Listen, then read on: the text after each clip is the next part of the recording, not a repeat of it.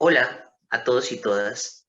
Les damos la bienvenida a la mesa Afectos, Emociones y Vínculos Sociales del coloquio Cuerpos Expandidos, primer encuentro virtual interdisciplinar sobre la experiencia corporal y el conocimiento. Esta es una iniciativa del Centro de Investigación sobre Cuerpos y Experiencias CICE, con el apoyo de la Pontificia Universidad Javeriana y la Facultad de Ciencias Sociales de la misma universidad.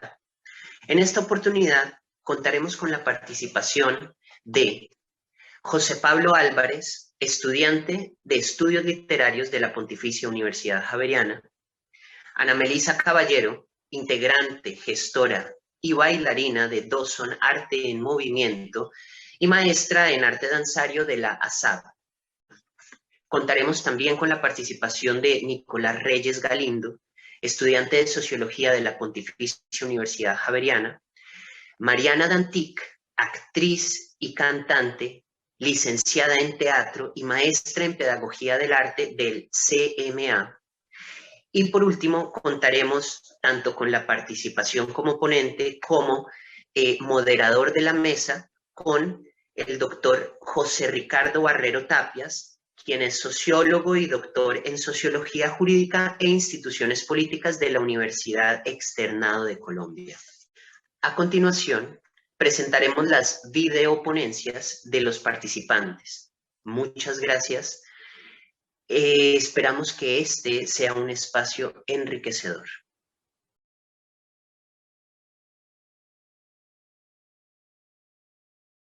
Hola a todos, soy José Pablo Álvarez, estudiante de quinto semestre de Estudios Literarios de la Facultad de Ciencias Sociales de la Pontificia Universidad Javeriana. Voy a compartir con ustedes algunas reflexiones sobre la amistad que surgieron en el grupo de vínculos socioafectivos. Saludo y agradezco muy especialmente al Centro de Investigación de Cuerpos y Experiencias por esta oportunidad.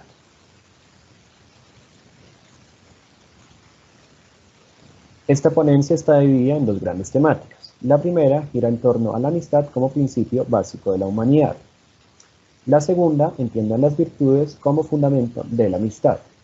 Y finalmente compartiré con ustedes algunas conclusiones parciales debido a que este trabajo aún está en proceso.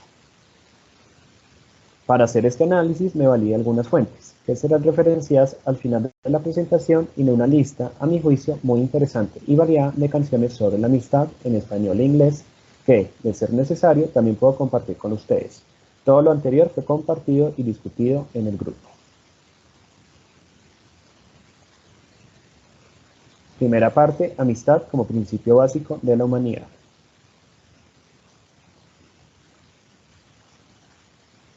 Para nosotros, la amistad es el primer vínculo socioafectivo libre y consciente, porque la amistad es una relación horizontal, es decir, entre iguales y por tanto implica necesariamente libertad. Quiero enfatizar la importancia de la libertad para la amistad. Byung-Chul Han, a este respecto, trae a colación la etimología de la palabra libertad en alemán, Freiheit, que significa, abro comillas, estar con amigos, cierro comillas, que está emparentada a su vez con la palabra amistad, Freundschaft. Como el ser humano es libre, también es libre para elegir, porque, abro comillas, la libertad es la manifestación de una relación plena, cierro comillas. El ser humano es libre, luego él es libre para elegir a sus amigos.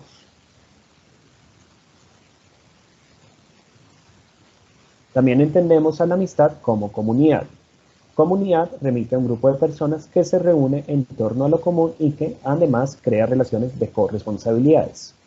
Los amigos no son inmunes, esto es, libres, en tanto exentos, libres de responsabilidades. El ser humano se junta con sus iguales en torno a lo común y son corresponsables de la amistad.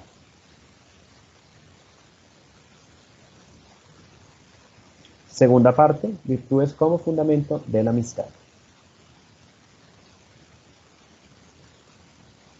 Por un lado, tenemos a la amistad como expresión de las virtudes cristianas porque encontramos paralelismos interesantes entre las cualidades del amigo y estas virtudes. Ahora bien, es importante aclarar que el cristianismo aquí es entendido como una filosofía de la amistad, porque apoya la idea de comunidad y su nacimiento se da en un contexto de desesperanza y violencia cuyos objetivos primeros son la unión y el amor de los seres humanos. Por el otro lado, el punto de vista griego nos lleva a Aristóteles, quien enfatiza la importancia de la justicia entre los amigos para la polis. Además de esta, también encontramos que el amigo debe ser valiente, en su sentido de saber elegir bien, lo cual se puede ver en el personaje de Neoptólemo. El respeto hacia los demás y hacia los mayores también nos parece componente importante de la amistad. Y, de igual manera, la hospitalidad, la excelencia, arete en la vida y en todos los actos, la simpatía en tanto sentir con y el conocerte a ti mismo.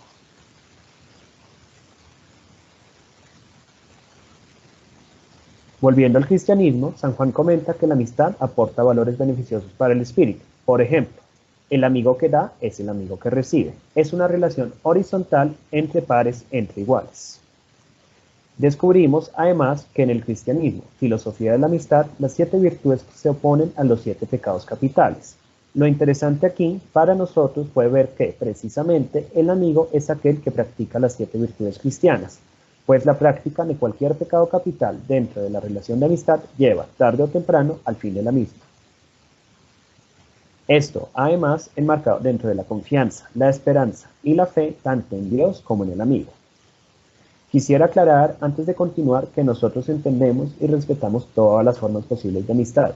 Cuando hablamos del cristianismo, lo hacemos simplemente para mostrar, a modo de ejemplo, cómo esta religión o esta corriente filosófica y espiritual, que no tiene por qué ser la única en el mundo, puede entenderse como una filosofía de la amistad.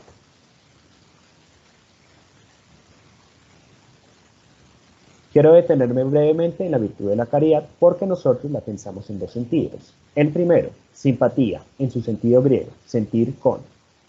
El segundo, manifestación del amor, ternura y cariño puesta al servicio del otro.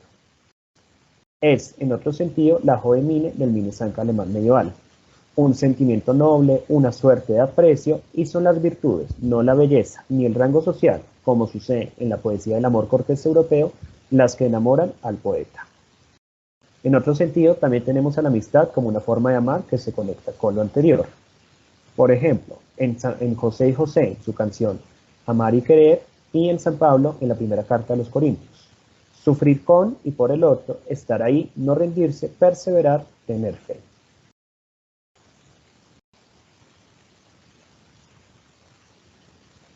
Ahora bien, ¿qué pasa con el amigo físico? El amigo físico, curiosamente, pareciera no existir.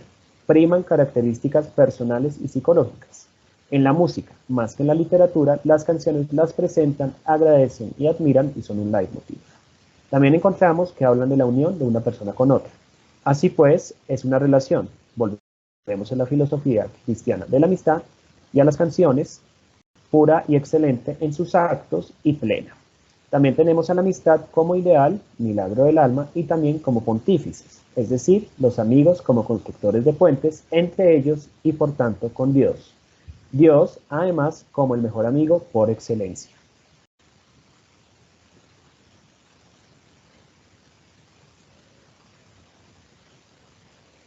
Tercera y última parte, conclusiones parciales. Finalmente, las conclusiones, como ya había advertido, parciales porque este trabajo aún está en proceso. Estas son las 2 ideas sobre las cuales estamos trabajando, la amistad y la naturaleza y el amigo como miembro de familia. Hasta ahora, la amistad es humana, esencial, consciente y libre. Es una relación virtuosa, justa y democrática entre iguales. La literatura y la música dan buena cuenta de ella, si bien de maneras levemente distintas. Primacía de las características espirituales y psicológicas del amigo. Recordemos que el amigo físico no existe. Milagro del alma, constructor de puentes entre iguales y con Dios, es una forma de amar. Esto tan solo es un abrebocas de lo que un tema tan complejo y tan fascinante como la amistad puede ofrecernos, porque, ya sea desde la sociología, la música o la literatura, la amistad siempre es y será un asunto inabarcable que, por lo menos a mí, nunca deja ni dejará de enseñarme ni de sorprender. Así pues, esto también es una invitación a que sigamos pensando los y nuestros vínculos socioafectivos para aprender sobre nosotros mismos, sobre nuestra sociedad y sobre la humanidad, su historia, su cultura, su existencia misma. Quiénes somos, de dónde venimos, para dónde vamos y, quizás la más importante, por lo menos aquí, con quiénes nos juntamos, para qué y por qué existe la amistad humana. Porque, a fin de cuentas, ¿qué es la amistad y qué es un amigo? Hay tantas respuestas y reflexiones como seres humanos en el mundo. Y por eso, precisamente, creo que es importante que esta discusión continúe, ojalá con más y más personas, espacios como este.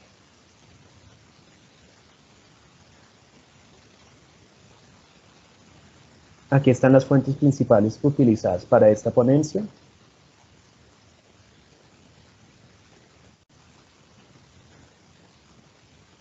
Para concluir, mis datos de contacto. Les agradezco la atención prestada y quedo muy atento a preguntas y comentarios.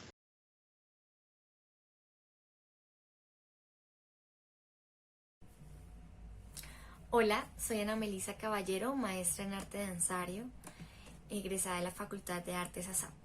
Bueno, Memorias de Cuerpos Danzantes es un recorrido por las experiencias personales y por las experiencias de mis compañeros en las prácticas danzarias, especialmente enmarcadas dentro de un contexto académico, en este caso el de la SAP, en donde la danza y el cuerpo son los dos puntos cardinales que atraviesan mi historia personal, la historia personal de mis compañeros y las historias colectivas dentro del contexto académico.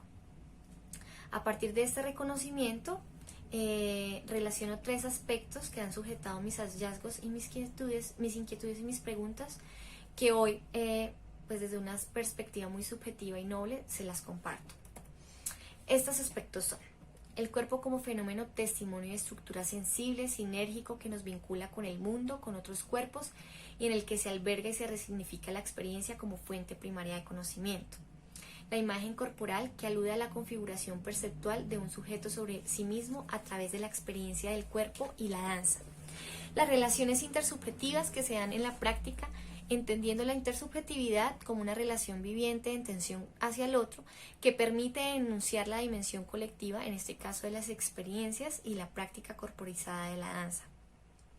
Esos tres aspectos que señalo se entretejen continuamente, son transversales y dinámicos, que me interpelan constantemente y que en su momento interpelaron a mis compañeros de carrera.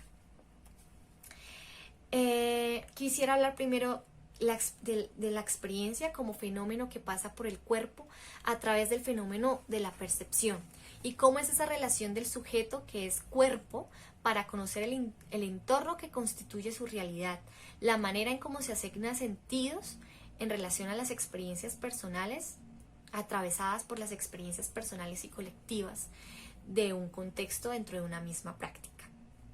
A través de esos cuerpos se construyen historias, se tejen relaciones y se experimenta el mundo.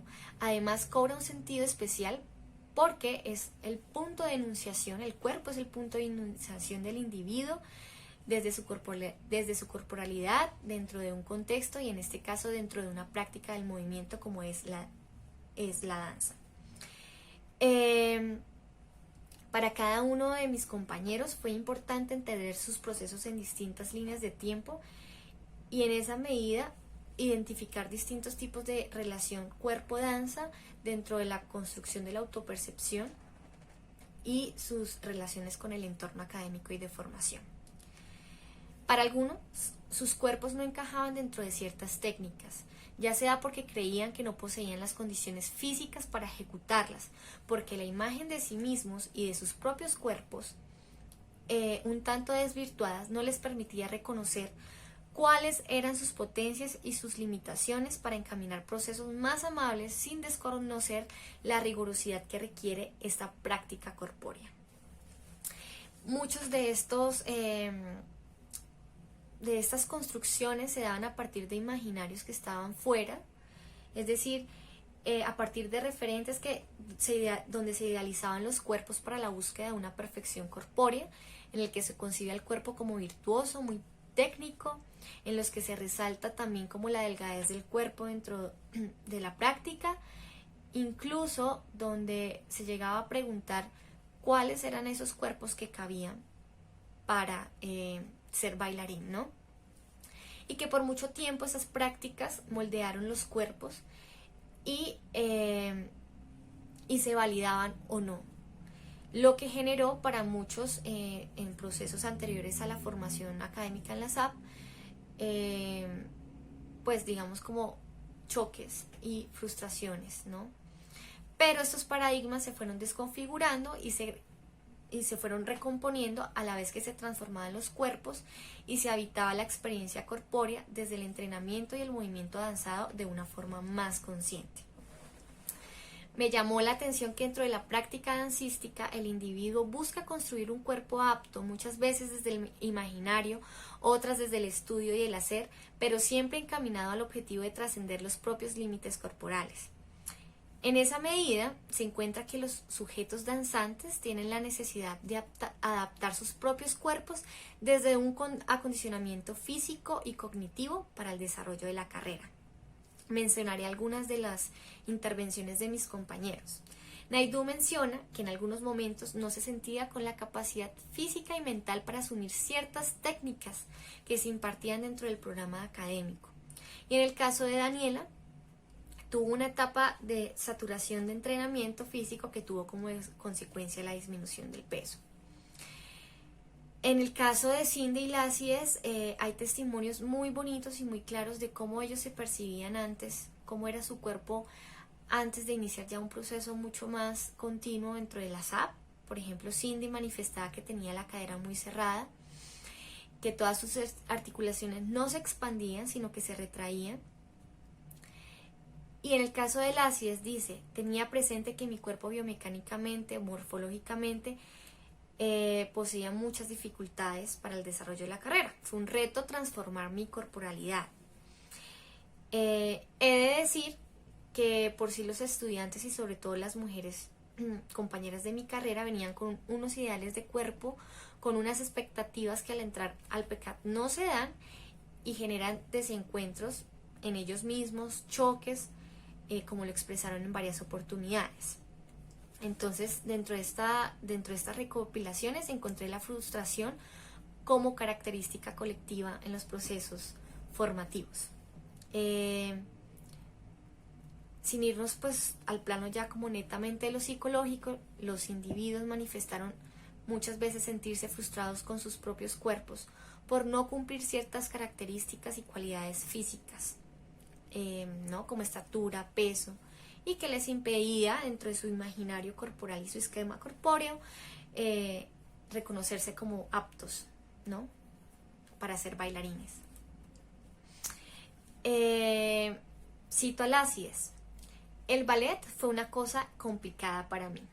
Primero comenzó como un espacio de sufrimiento, a pesar de que me ayudó un poco a comprender, a elongar ciertas zonas del cuerpo donde tenía bloqueos. Pero era muy complicado porque trabajaba un tipo de tono muscular que nunca había trabajado, o de pronto lo había trabajado de otras maneras, pero no en esa profundidad que requería el clásico. Y en efecto, pues sus intervenciones giraron en torno a dos momentos que marcan la distinción en estos paradigmas y que tienen lugar al periodo antes de entrar a la universidad y cuando están dentro de la carrera.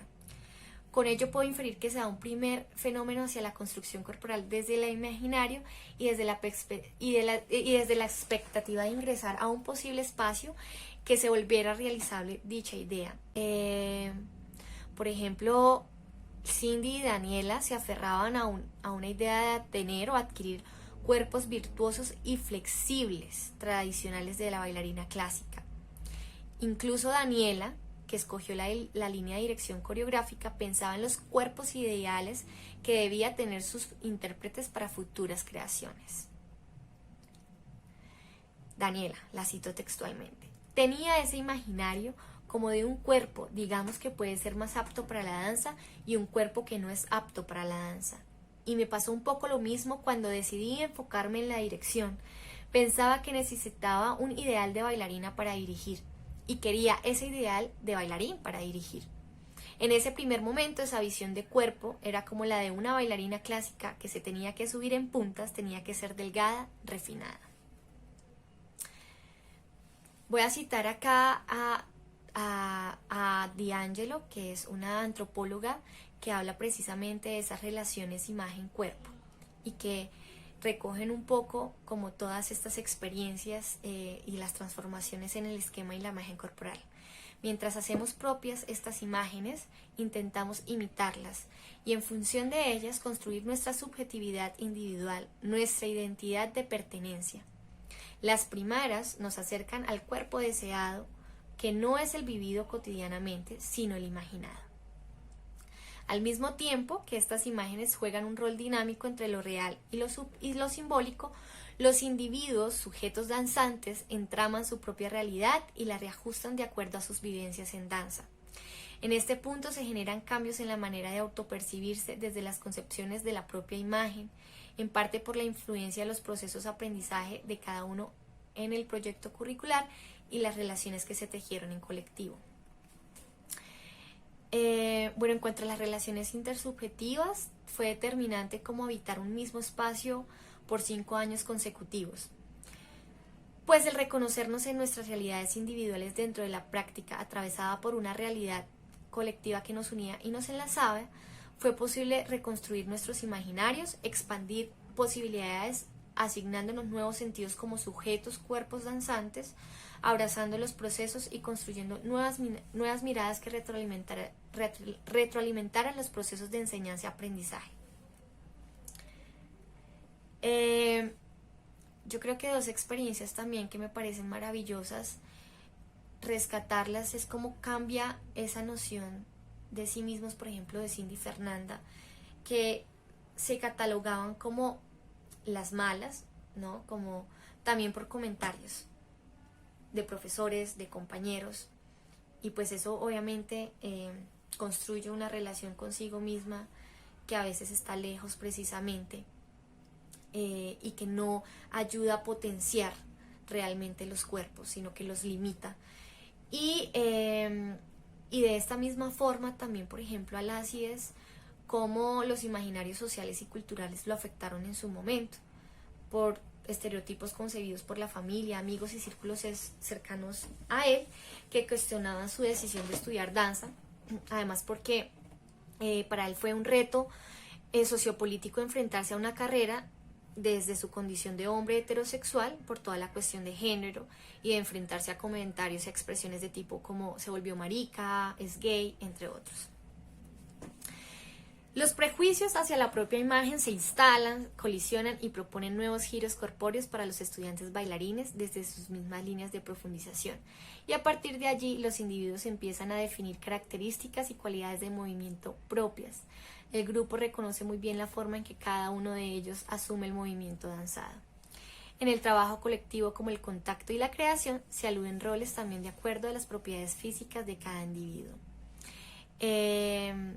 Quiero compartir algunos de las últimas impresiones que tenían los bailarines, mis compañeros de sí mismos. Por ejemplo, Alácides decía o se concibe como un bailarín hermeneuta, un bailarín que no está codificado como en un tipo de esquema corpóreo, sino que es susceptible a transformarse y a viajar por distintas técnicas, por distintos ritmos, por distintas danzas.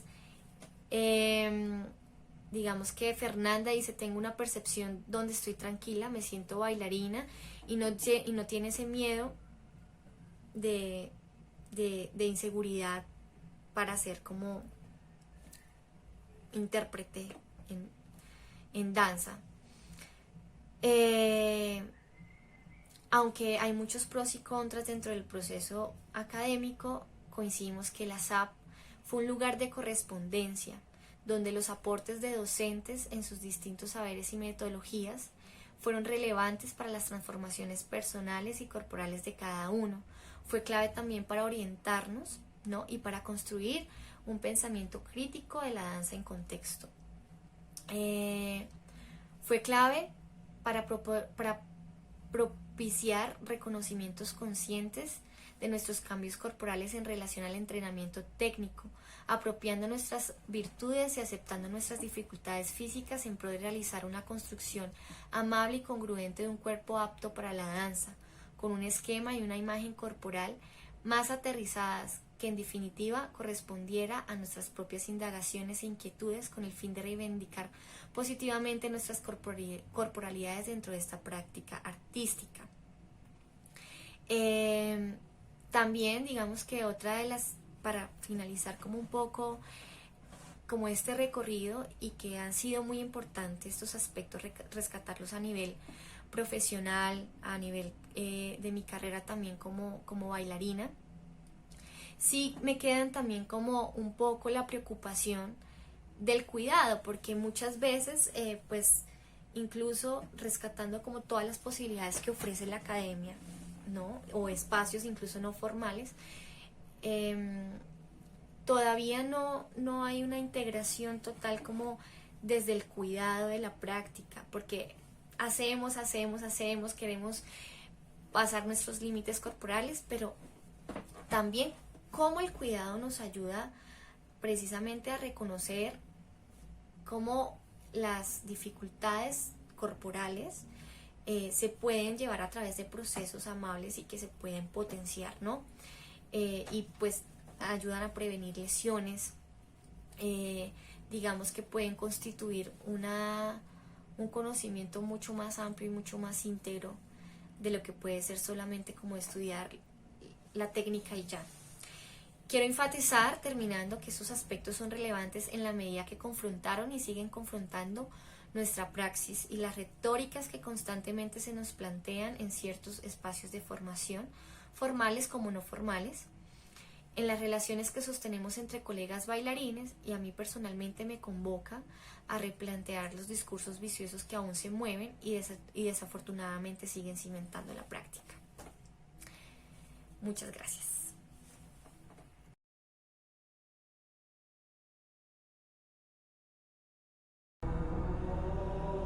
Dicen que los primeros 7 segundos de una presentación son los más cruciales, así que quise utilizarlos bien. Hola, soy Nicolás Reyes Galindo, soy practicante del Centro de Investigación de Cuerpos y Experiencias, a quienes les agradezco muchísimo la oportunidad que me dieron para participar también en el coloquio y poderles comentar un poco acerca del proyecto de investigación que se va a consolidar en mi trabajo de grado. Este proyecto de investigación ya lleva un par de años y nació con la pregunta de cómo investigar a partir de la teoría de Luhmann. Para quienes no lo sepan, el sociólogo alemán Niklas Luhmann se esforzó por cerca de 30 años para generar un marco teórico conceptual con la suficiente abstracción y consideración de hallazgos empíricos que pudiera generar avances significativos en la teoría de la sociedad. En esa medida se descuidó de ciertos otros aspectos, quizás incluso más locales y presenciales, como lo puede ser las interacciones, los grupos o, como veremos aquí precisamente, las redes. Mi proyecto de investigación es un esfuerzo más por probar esta teoría, mirar otros horizontes, expandirla y al fin y al cabo actualizar los recursos que deja disponible este marco teórico conceptual.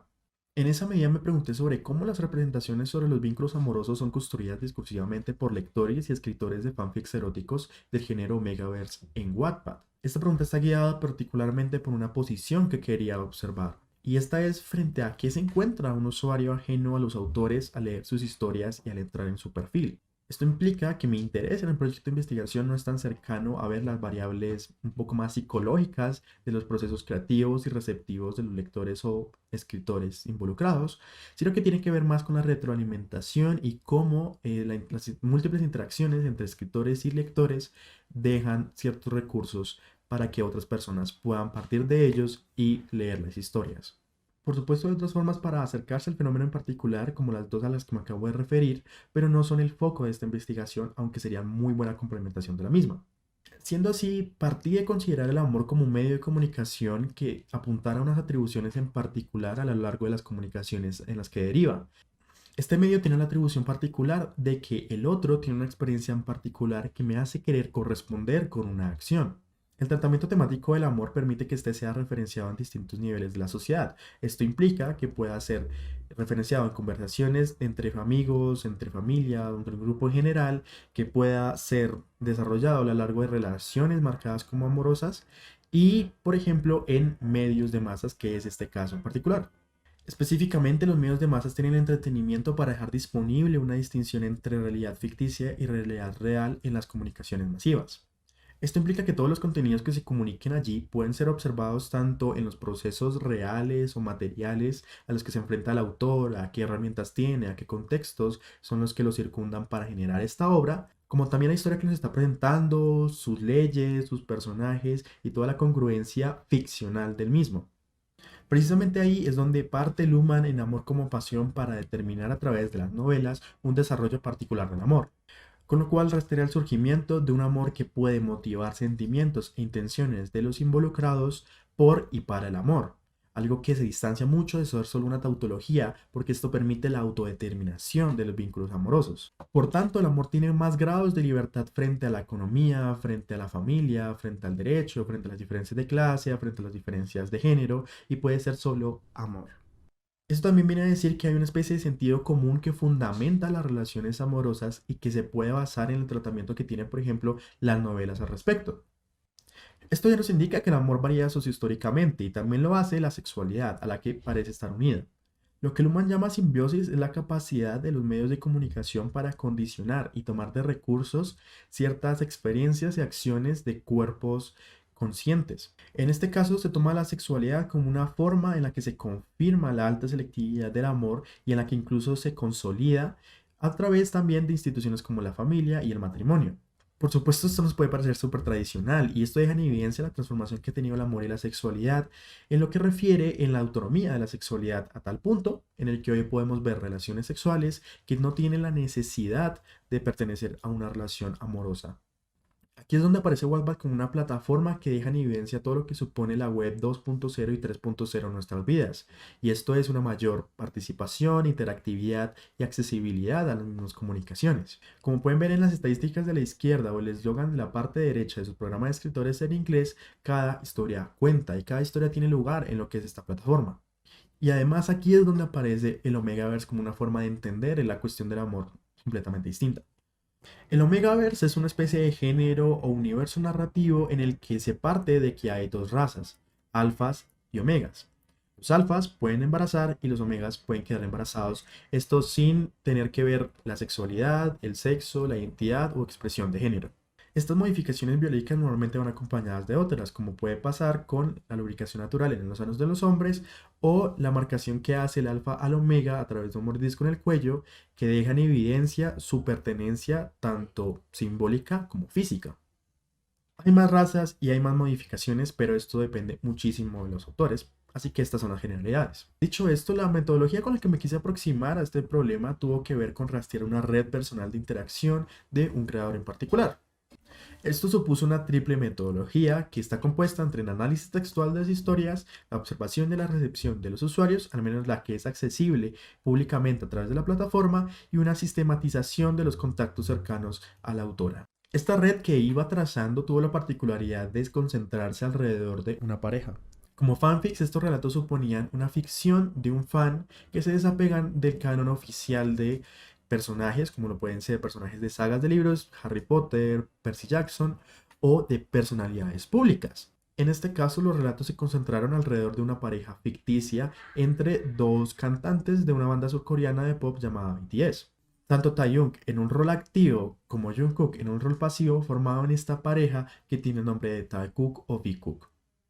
Esto ya es el primerísimo hallazgo de esta investigación y tiene que ver con la diferenciación temática de estas redes, según la cual, según qué temas se puedan tratar, genera cierta cerradura de las mismas. No solo es el fandom que apoya este grupo musical, sino una parte de él que hace fanfics y una que considera qué parejas y de qué forma. Algo que lleva a un segundo hallazgo del que todavía tengo muchas preguntas, y es la alta aceptación en los comentarios que esta autora recibe. Puede que las formas de denunciar los comentarios sean tan efectivas que hagan que estos ya no sean accesibles para el público. Pero en general los comentarios que he podido ver son positivos en la medida de que aceptan la premisa que la autora deja ver en sus relatos como que son expreso apoyo a las situaciones que está viviendo. Y esto último refuerza lo primero, refuerza la diferenciación temática de la red. Como pueden ver de nuevo a la izquierda, esta dinámica de inclusión y exclusión respecto a qué temas, o más bien respecto a qué parejas y de qué forma es aceptada y apoyada por los usuarios en la medida de que apoyan este tipo de contenido, por supuesto. Y finalmente hay que hablar sobre la institucionalización del amor. Esto tiene que ver con cómo el medio genera la suficiente normalidad de sus conductas y sus experiencias como para atender a tanta variedad, y más si hablamos de la web. Es curioso, por ejemplo, ver cómo se reproducen los roles activo y pasivo, incluso si se desligan de los sexos hombre y mujer y también de las esferas públicas y privadas para la estructuración de sus roles. Sin embargo, se replica en lo que es alfa y omega, y en lo referente a la sexualidad, estos roles están muy implicados. Esto normalmente deja de ser violencia y pues acoge el nombre de sexo duro o ya relativo a las prácticas del BDSM. Esto sin dejar de lado la posibilidad de denunciar ciertas conductas violentas o tóxicas a un nivel psicológico y fisiológico. Y aquí está lo curioso. Estos relatos muchas veces parecen coincidir con esa especie de lógica entre tener una relación sentimental basada en el apoyo, en el respeto y en el cariño, que a la vez tiene una relación sexual que permite explorar mucho más. Y en ello vuelve a aparecer ese sentido común del que hablé en un inicio, puesto que estos relatos tienen como desencadenante de su narrativa el hecho de que las relaciones se marquen como algo distinto, como una relación íntima a la que se pueda acceder incluso sexualmente. Esto permite que las relaciones se marquen como amor en un sentido bastante amplio y que se activen los medios tanto del amor como de la sexualidad principalmente. Entonces, como muestra esta cita, después de tener toda una tensión que culmina con un beso, se exceden unos límites que permitirán a los involucrados bailar según los ritmos, melodías y estándares del medio de la sexualidad y, quién sabe, también del amor. Bueno, estos son los hallazgos que he tenido hasta el momento en mi proyecto de investigación. Espero que podamos charlar un poco más acerca de los vínculos y de cómo los vamos trazando comunicativamente y cómo al final también los hacemos cuerpo.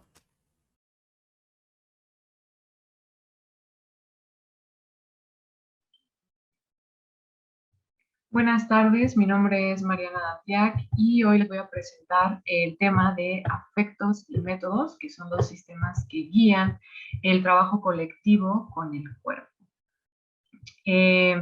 Voy a empezar distinguiendo algunos de los conceptos guías que después vamos a ir hablando y desarrollando poco a poco. Estos conceptos provienen de la investigación de la antropología teatral, que es de Eugenio Barba y Nicolás Avarese, y que crean este diccionario que se llama El arte secreto del actor. Estos conceptos que vemos aquí provienen no solo de esta investigación, sino de distintos autores. Los que provienen de esta investigación tienen que ver con el cuerpo psicofísico, acciones extracotidianas, segunda naturaleza, organicidad e impulso, y los demás tienen que ver con cómo yo he ido desarrollando esta investigación en relación a mis prácticas y mis maestras y maestros que me han heredado de una forma muy cariñosa su conocimiento. Algunos de ellos y ellas son actrices de Laudín, como Julia Barley, Roberta Carreri, Iben Nagel, y también Grotowski y su alumno Thomas Richard. De ellos es que tomo estos conceptos y que empiezo a trabajar desde esta idea del cuerpo en una situación de representación, como el concepto extracotidiano, ¿no? Que va más allá de la cotidianidad. Estas investigaciones fueron importantes también en el proceso de la ubicación de los sistemas dentro de mi trabajo, porque yo me pude comprender en distintos niveles, que no solo era este nivel psicofísico, donde cuerpo y mente nos trabajaba desde un nivel más consciente, sino que incluso este trabajo me llevó a un nivel más espiritual y encontré la importancia de este vínculo del cuerpo y el espíritu. A veces hablar de espíritu es difícil porque lo entendemos de distintas formas, pero lo podemos ver relacionado con este momento en que uno trasciende o llega a otro lugar cuando está en la investigación con el cuerpo. Yo lo reconozco como espíritu. Nos hablan estos sistemas también de un cuerpo que siente, que piensa, que organiza, que impulsa, que decide, que actúa y que evoca. Y estos elementos son los que van a conformar los sistemas.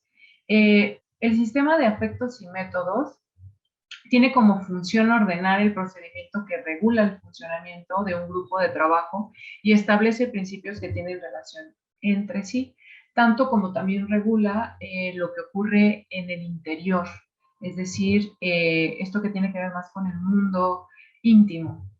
Y distingue los aspectos que guían, en este caso mis afectos y mis métodos como actriz y como docente.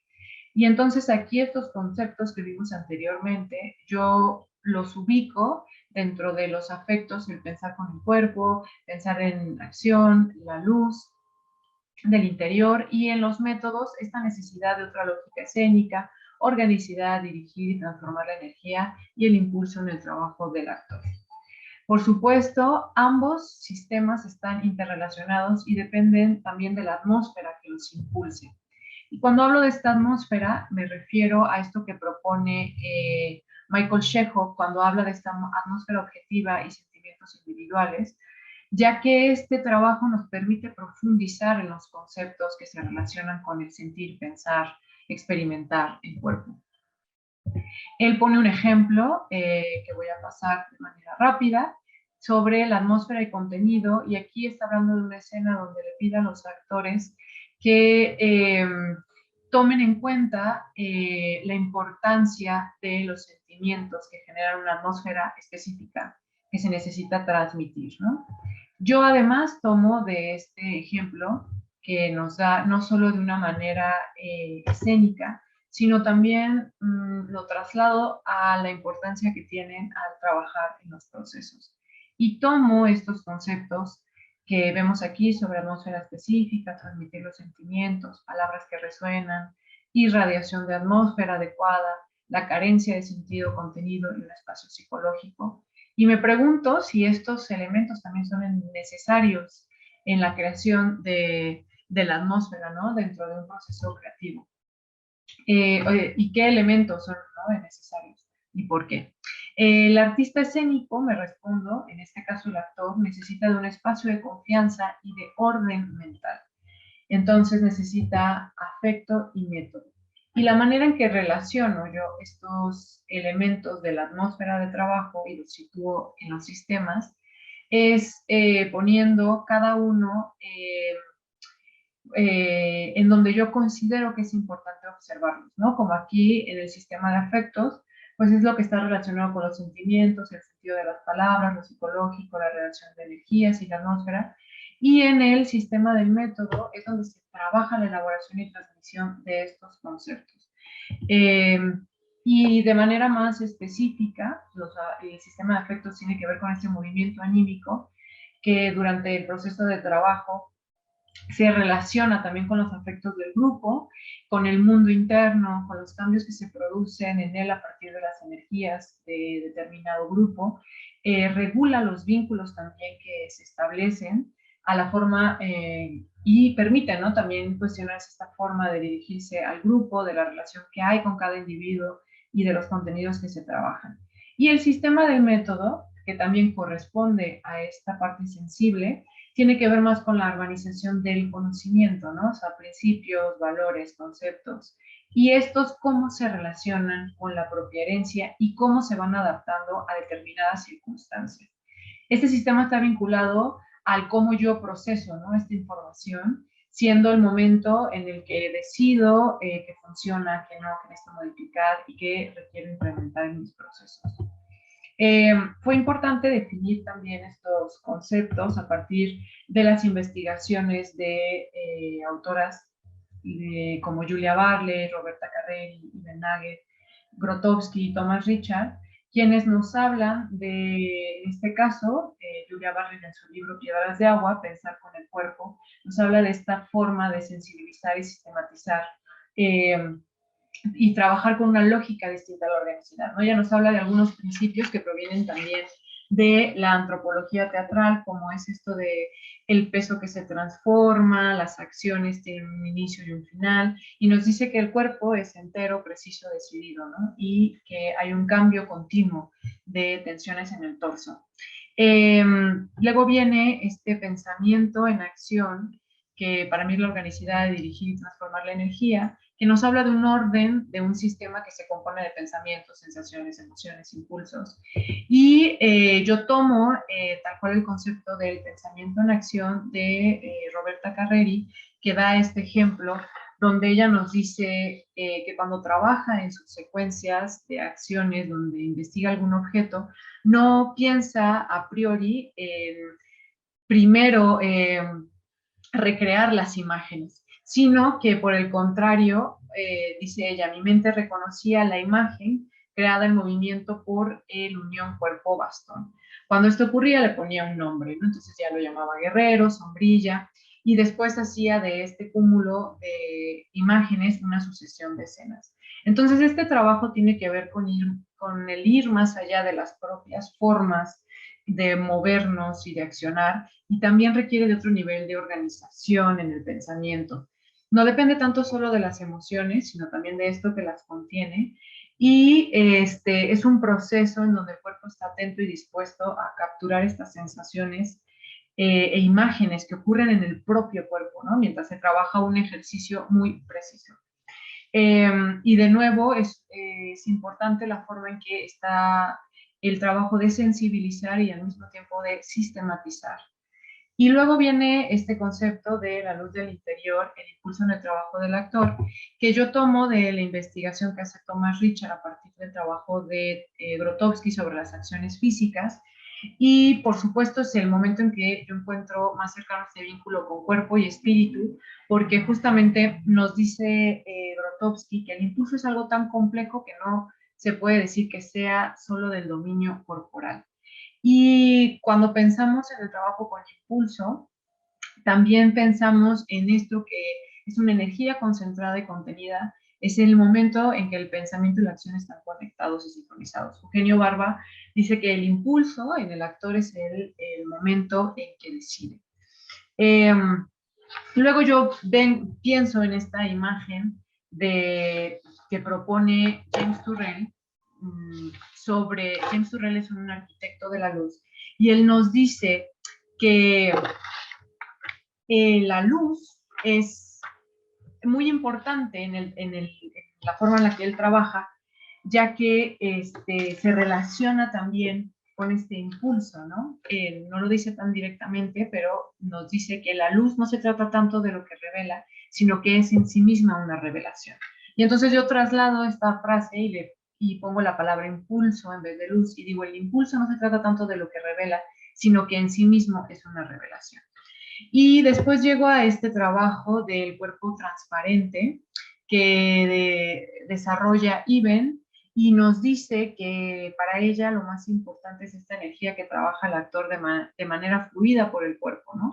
También nos dice que es una forma de llevarlo a un nivel más profundo y potente, pero al mismo tiempo no fuerza ni reprime sus impulsos. El actor deja ver lo que hay dentro, ¿no? Como si el cuerpo no fuera más que un cúmulo de energías que viajan en diversas direcciones. Entonces es aquí donde yo propongo esta frase que digo que al pensar con el cuerpo se genera un pensamiento en acción, el cual da lugar a esa luz en el interior, permitiendo desarrollar un cuerpo transparente que se construye desde sus afectos y sus métodos. Y para finalizar, voy a hablar también de esta percepción del movimiento anímico, que me ayudó muchísimo al desarrollo de estos conceptos, porque me permitió ser consciente de los estados de ánimo por los que atravesaba yo y el grupo con el que trabajaba. Puedo ser más sensible también y al mismo tiempo más objetiva. Y también me ayuda a regular y equilibrar las situaciones individuales que en relación a un colectivo. ¿Cómo funciona esta percepción en relación a los sistemas de trabajo colectivo? Yo tomo estas dos frases de conceptos logosóficos, que es pensar con el corazón y sentir con la mente, porque me parece que se relacionan con esta otra forma y esta otra lógica del trabajo con el cuerpo. Ambos están relacionados con el percibir también a nivel energético y anímico lo que ocurre, tanto como la necesidad de las estructuras que contienen todas estas energías, emociones, sentimientos, ¿no? Y ambos desarrollan esta atmósfera necesaria justamente para este trabajo de investigar el cuerpo a un nivel psicofísico y espiritual. Estos sistemas son un resultado orgánico, impregnado de vida, están hechos de sus errores y sus aciertos, ¿no? Y esto lo que promueve desde la percepción anímica es la comprensión y adaptación de estos sistemas. Nunca se rigen de igual forma, sino que están en constante cambio. Y dejan emerger el proceso como una cartografía viva y orgánica. Yo pongo esta imagen porque pienso que si podemos ver nuestros procesos, podríamos ver cómo hay líneas que se les dibujan, cambian de dirección, trazos discontinuos, incluso tachones, ¿no? Y tiene que ver mucho también con esta cuestión de dejar que los procesos no solo ocurran a un nivel intelectual, sino que también podamos verbalizarlos a un nivel más sensible y crear vínculos afectivos. Y entonces aquí es donde yo tomo esta frase, que es una frase que me parece muy importante, de Humberto Maturana, donde él propone justamente el verbo amar como una emoción que sostiene y funda al humano. Nos dice que amar educa, porque para mí es verdad que el amar deja aparecer. Y con esto concluyo con esta frase que dice: nuestros procesos creativos se fortalecen en la medida que están fundados conscientemente en la importancia de los métodos de trabajo y los vínculos afectivos que se establecen por la necesidad de crecer en colectivo, abriendo la posibilidad de pertenecer y permanecer, no solo por un resultado, sino como la emergencia del encuentro con el otro y con uno mismo. Muchísimas gracias. Les mando un fuerte abrazo a todas y todos.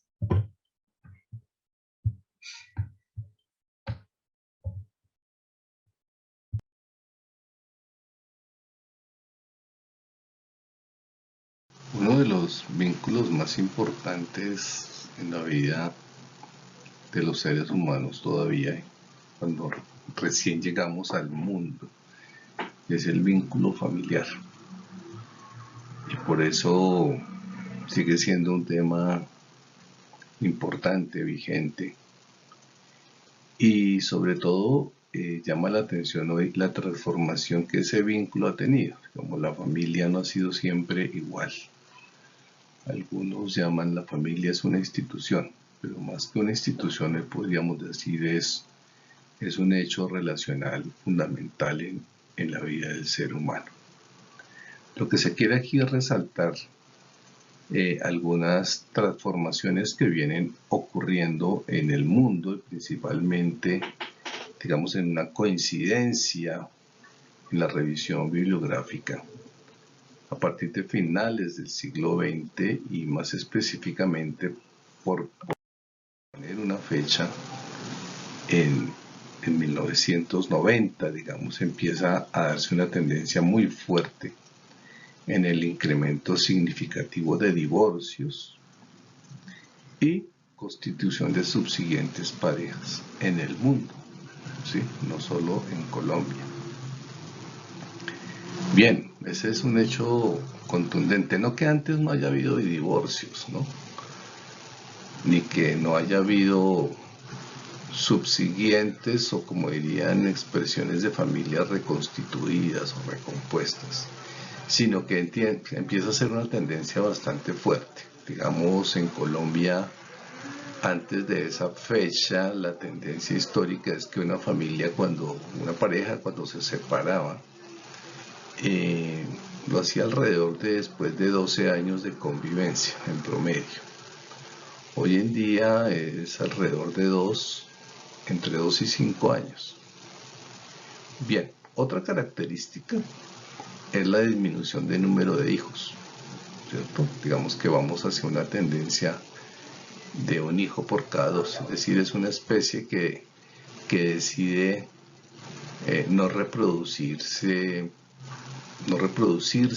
más o disminuir la velocidad de la reproducción. Algunos van a interpretar esto como un hecho propio de la vida moderna, pero digamos que todavía no hay suficientes argumentos fuertes para comprender bien este cambio.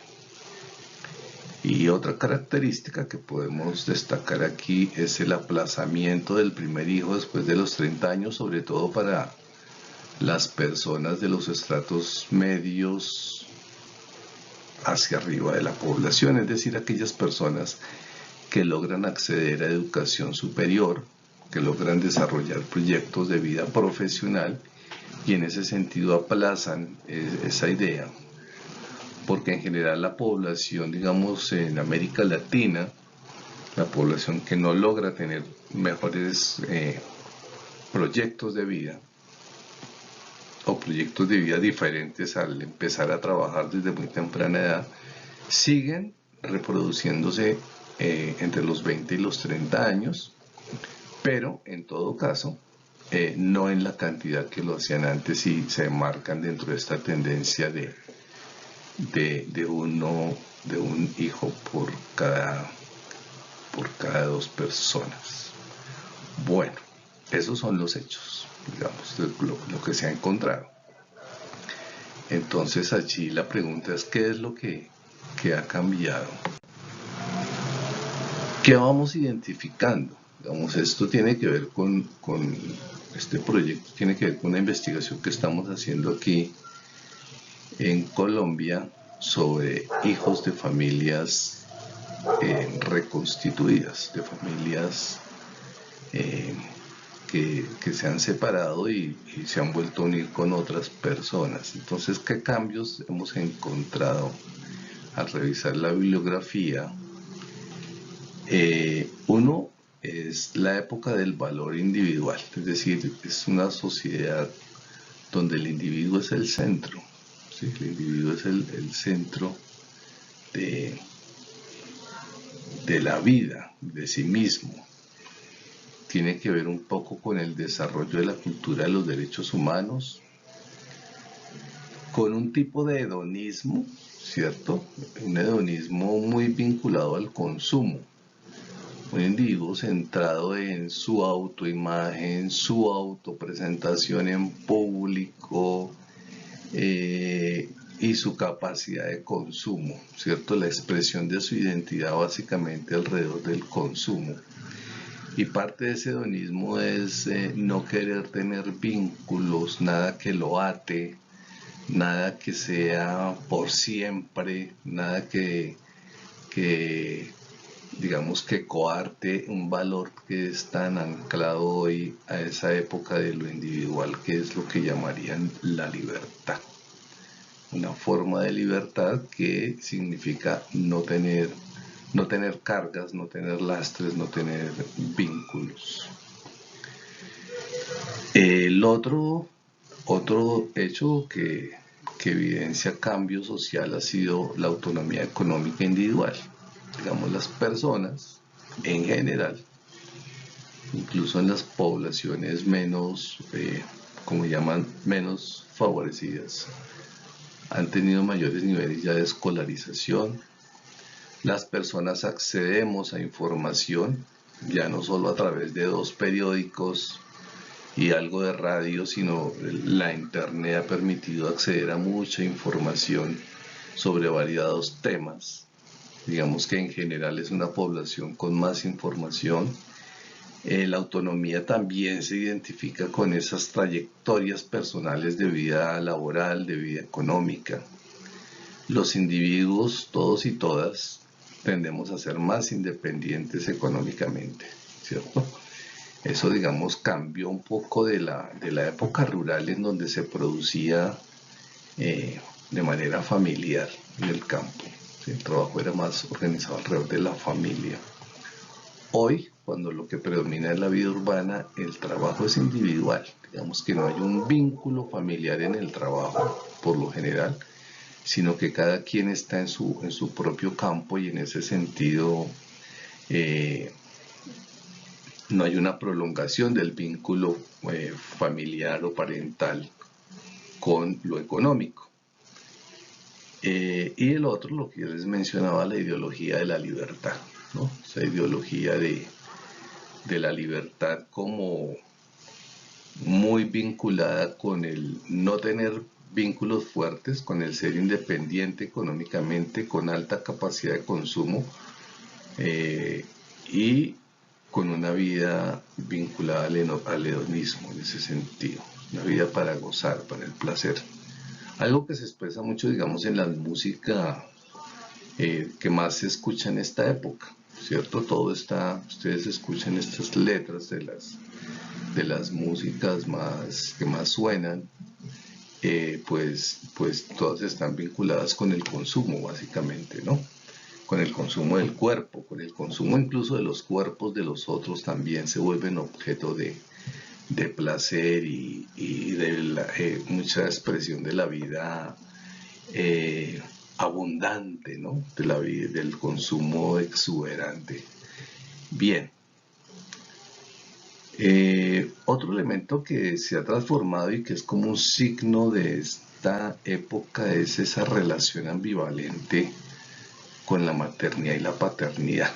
Digamos que hay como menciono allí, un naturalismo inercial, ¿sí? Esa idea de que tener hijos era natural y era como la realización de las personas. Entonces algo de eso queda, ¿no? Como esa inercia naturalista, de alguna manera.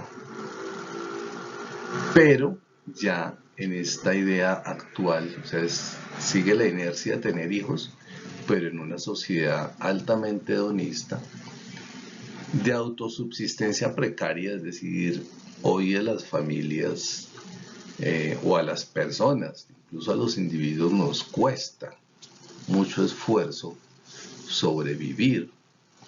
Entonces es difícil el asunto de en una sociedad que está centrada tanto en el individuo, pensar en dedicar esfuerzos adicionales para el mantenimiento y para la crianza de otro. Y digamos que en esa ideología que aparece ahora, de la libertad y del ser uno mismo, realizarse a sí mismo y esa vida llena del placer y vivir del deber, digámoslo así, pues la identidad como padre o como madre aparece incluso como estigma social, ¿no? Si antes ser madre era visto como la realización, ¿cierto? O incluso ya en ciertos ámbitos sociales ser madre de un hijo es tolerable, ¿sí? De dos, preocupante. Igual ser padre, ¿no? Entonces esto como de que alguien diga hoy en público quiero ser padre o mi realización es ser padre o ser madre, ya suena extraño, ya suena extraño.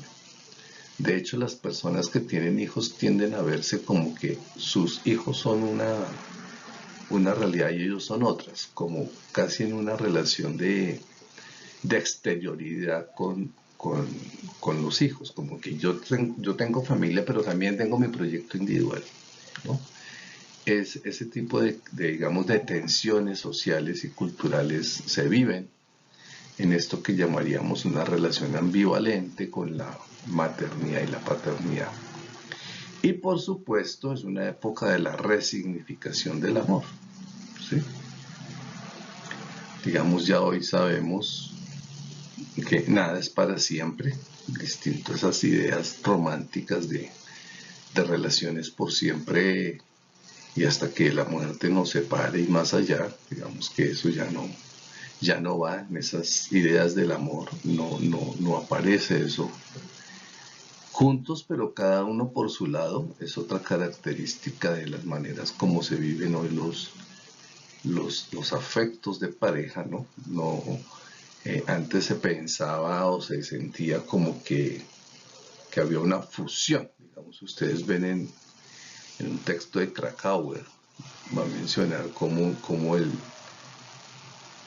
las personas cuando se unen no crean una identidad adicional, un tercero, ¿sí? Que es como la síntesis de estos dos que se unen, ¿sí? En el mundo contemporáneo eso se pensaría ya hasta como, entre comillas, como tóxico, ¿sí? Y el cansancio es el límite, o sea, las personas se cansan o viene el tedio en la relación y ahí termina, ¿sí? De allí que las relaciones tienden a ser mucho más cortas y no tan proyectadas como ocurría antes. Bien. ¿Qué hemos notado, digamos, a partir de las entrevistas que venimos realizando? Primero, pues que la familia, hoy en día las personas que hemos entrevistado lo entienden como que son los que siempre están y han estado a tu lado para apoyarte, aconsejarte y cuidarte. Es decir, allí el tiempo, la permanencia, la duración es muy importante para definir, para clasificar quién es parte de mi familia y quién no lo es, ¿sí? De manera que dentro del vínculo de familia se incluyen algunos amigos, por ejemplo, de toda la vida, que han estado ahí, con los que cuentas, que te han ayudado, ¿sí? Y en ese sentido la familia se extiende más allá de la consanguinidad y el parentesco. Esa nueva manera de ver la familia plantea retos sociales para el sistema jurídico con el fin de hacer reconocimiento de estas relaciones en la seguridad social y en los derechos de sucesión, por ejemplo, que ya lo han vivido las parejas del mismo sexo que vienen en esa lucha. Pues ahora hay que pensarlo también en el ámbito de las familias, ¿sí? De esas reconfiguraciones y de lo que cada quien dentro de esos procesos de diferenciación social está considerando como miembros de su propia familia, ¿sí? Bien, esta es una presentación muy corta que esperemos podamos discutir y de pronto ampliar algunos aspectos en este encuentro.